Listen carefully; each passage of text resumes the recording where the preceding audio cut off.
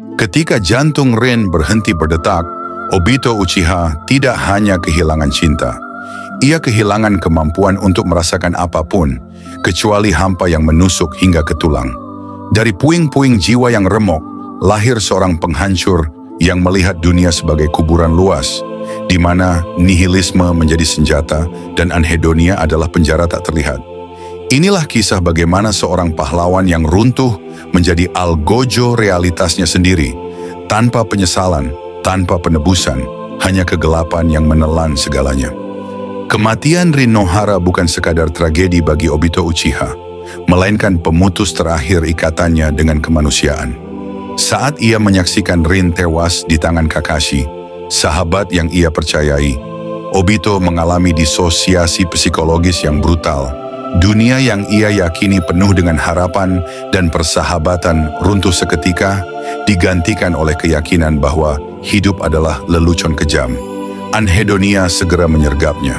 Ia kehilangan kemampuan untuk merasakan kebahagiaan, bahkan dalam kenangan masa kecil yang dulu ia anggap suci.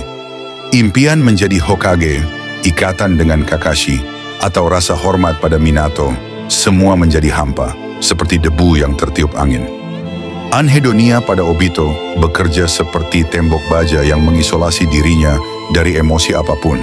Ia tidak lagi merasakan kepuasan saat membantu orang lain, tidak tertarik pada kekuasaan, dan bahkan cita-cita mulianya berubah menjadi lelucon pahit. Identitas Tobi yang ia adopsi adalah personifikasi dari kekosongan ini. Topeng dan sikap eksentriknya bukan sekadar penyamaran, melainkan simbol penolakan terhadap identitas aslinya yang rapuh. Setiap tawa atau lelucon yang ia lontarkan sebagai Tobi adalah upaya untuk menutupi kehampaan yang menggerogoti jiwanya. Ia menjadi mesin yang bergerak tanpa tujuan, karena hidup, baginya, tidak lagi layak dijalani dengan kesadaran penuh. Nihilisme Obito tumbuh dari kegagalannya menemukan jawaban atas pertanyaan, mengapa Rin harus mati? Kematian Rin ia anggap sebagai bukti bahwa dunia ini cacat, tidak bermoral dan absurd. Madara Uchiha dengan doktrin Infinite Tsukuyomi hanya memberikan kerangka filosofis bagi keyakinan yang sudah tertanam dalam diri Obito, bahwa kebahagiaan sejati mustahil diraih dalam realitas. Nihilismenya menjadi alat untuk membenarkan kekejaman. Jika hidup tak ada artinya, maka menghancurkannya adalah tindakan berbelas kasih. Ia tidak lagi melihat manusia sebagai individu, melainkan korban yang perlu diselamatkan dari penderitaan eksistensial melalui ilusi. Keterkaitan anhedonia dan nihilisme dalam diri Obito terlihat dari cara ia menjalankan rencana Infinite Tsukuyomi. Ketidakmampuan merasakan kebahagiaan anhedonia membuatnya apatis terhadap konsekuensi tindakannya. Sementara keyakinan nihilistik memberinya alasan untuk terus menghancurkan. Saat ia memanipulasi Nagato, membunuh Conan, atau memicu Perang Dunia Ninja keempat, Obito tidak merasakan kebanggaan atau kepuasan. Semua itu hanya langkah mekanis menuju tujuan akhir. Pelarian dari realitas yang ia benci. Bahkan kekuatan Ten Tails yang ia peroleh tidak memberinya kepuasan. Ia hanya melihatnya sebagai alat untuk mengakhiri penderitaan yang ia anggap tak terhindarkan. Obito secara sistematis menghancurkan setiap ikatan yang pernah ia miliki, karena ia melihatnya sebagai sumber kelemahan. Saat ia menghadapi Kakashi, ia dengan dingin menyatakan bahwa ikatan mereka tidak berarti apa-apa. Rin yang dulu ia cintai, diubahnya menjadi simbol kegagalan. Bukti bahwa mencintai seseorang hanya membuka pintu bagi penderitaan. Anhedonia membuatnya tidak mampu merasakan nostalgia atau penyesalan, sementara nihilisme memberinya kepastian bahwa memutus ikatan adalah langkah logis. Ia sengaja memprovokasi Naruto dengan pertanyaan seperti, apa gunanya menjadi Hokage jika orang yang kau cintai mati? Bukan untuk berdebat, tetapi untuk melukai, untuk membuktikan bahwa harapan adalah ilusi yang berbahaya.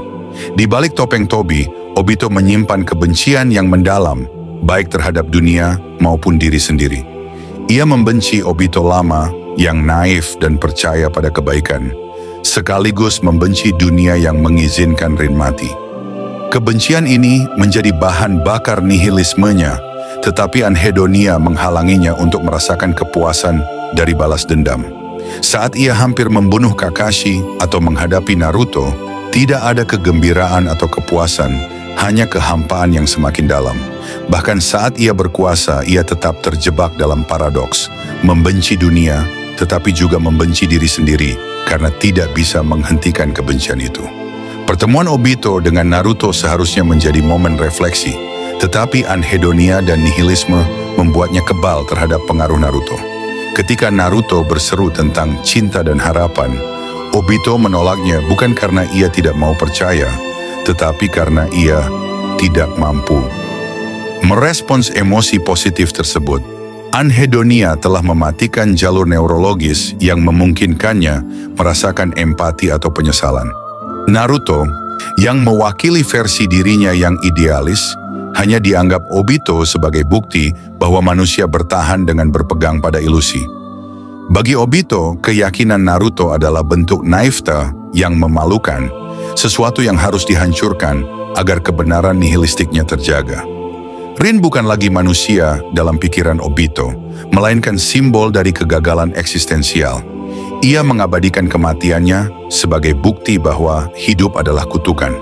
Setiap tindakan Obito, dari memanipulasi organisasi Akatsuki hingga memicu perang, dilakukan untuk mengulang momen kematian Rin, bukan untuk menyelamatkannya, tetapi untuk membenarkan kebenciannya terhadap realitas. Bahkan saat ia menguasai Ten Tails, Rin tetap menjadi hantu yang menghantuinya, mengingatkan bahwa kebahagiaan adalah sesuatu yang tak pernah ia capai, baik di dunia nyata maupun ilusi. Di detik-detik terakhir hidupnya, Obito tetap setia pada nihilisme. Saat ia melihat bayangan Rin sebelum kematiannya, hal itu bukanlah pencerahan, melainkan pengingat bahwa kematian adalah satu-satunya kepastian. Pengorbanannya untuk menghentikan Kaguya bukanlah tindakan heroik, melainkan bentuk kepasrahan. Ia memilih mati karena hidup, baik di dunia nyata maupun ilusi, tidak lagi menarik. Kematiannya adalah pelarian terakhir dari anhedonia yang tak tersembuhkan, sekaligus pernyataan final bahwa nihilismenya adalah satu-satunya kebenaran yang ia pegang. Tidak ada penyesalan, tidak ada penebusan, hanya kehampaan yang konsisten hingga napas terakhir. Obito Uchiha tidak pernah keluar dari kegelapan mentalnya. Anhedonia dan nihilisme bukanlah fase, melainkan identitas yang ia peluk hingga akhir. Kisahnya adalah cermin dari trauma yang tidak terselesaikan. Bagaimana penderitaan yang diabaikan bisa mengkristal menjadi keyakinan destruktif. Ia mati tanpa meninggalkan pesan harapan, hanya warisan bahwa manusia bisa menjadi tawanan keputusasaan mereka sendiri. Obito bukan pahlawan yang bangkit, bukan pula antagonis yang dikalahkan. Ia adalah korban sistem yang mengizinkan penderitaan anak-anak, dan bukti bahwa kegelapan bisa menjadi takdir final jika luka dibiarkan menggerogoti jiwa.